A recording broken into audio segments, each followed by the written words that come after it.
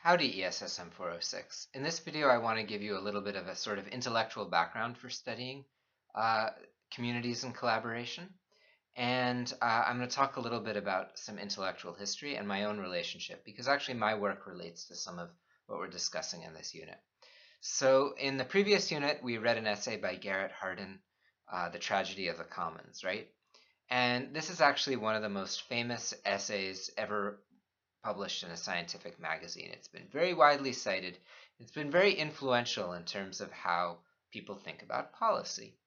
And in that essay, Garrett Hardin basically proses a problem, right? The tragedy of the commons. And then he says, well, there's two kinds of solutions. We could have the government step in and divide up the property so everyone has individual private property rights. Or we could have the government regulate how many cattle can graze in the commons, in the grazing commons. And this became kind of the gospel truth and what policy recommendations existed for environmental policy. Either you need to privatize or you need to impose sort of prescriptive command and control regulation. Privatize, create private property rights, or put in a prescriptive command and control regulation. A lot of people, mostly anthropologists actually, were studying communities that had managed their natural resources for a long time. And Andreas and Jansen talk a little bit about this history and some of the different classic examples. So people were studying people who actually had grazing commons, just like Hardin described, in the Swiss Alps. And these people, it turned out you can actually find documents. The Swiss are very good at keeping records.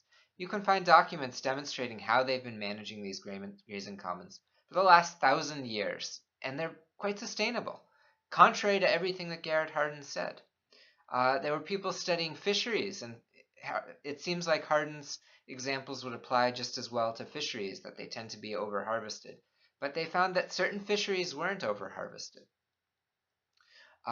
Similarly, forests, you might think that forests would be over-harvested, and Agrawal talks about this in his essay about Nepal. We actually found that many of these communities were not over-harvesting. So what's going on here?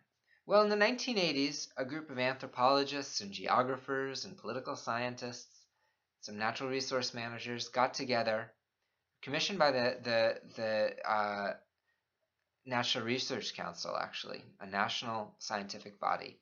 What's going on here? How come commons are sometimes managed? And the leader of that group was a woman named Elinor Ostrom. Elinor Ostrom was my mentor. She passed away a couple years ago. But before she passed away, she actually became the first and so far only woman to win the Nobel Prize in economics.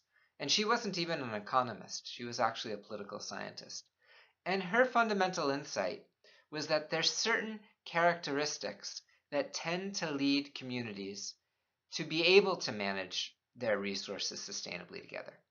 She didn't say any community can manage their natural resources sustainably. She didn't say we don't need a government. She said under certain circumstances, communities will be successful in managing their resources. And they don't need these two kind of polar solutions that Hardin proposed of imposing private property rights or having the government tell people what to do. And this is actually, when you think about it, there's an intuition here that's not terribly surprising. I don't know how many of you live with a group of your friends in college, but that's a common way for college students to live. You live in a house with 3, 4, 5. I lived with 10 friends at one point when I was an undergraduate.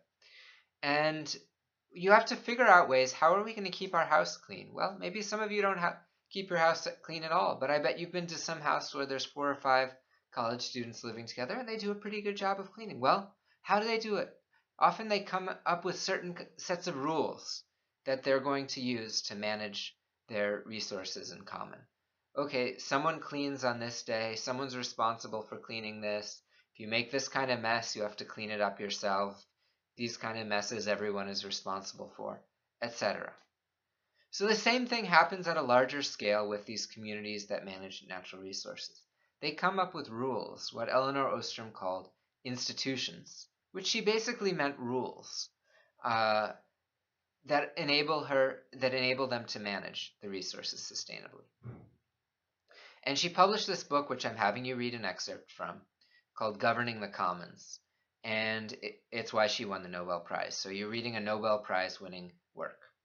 I'm trying to keep these videos short, so I'm going to talk about what exactly she found, what she called her design principles for sustainable resource use. I'll talk about that in the next video.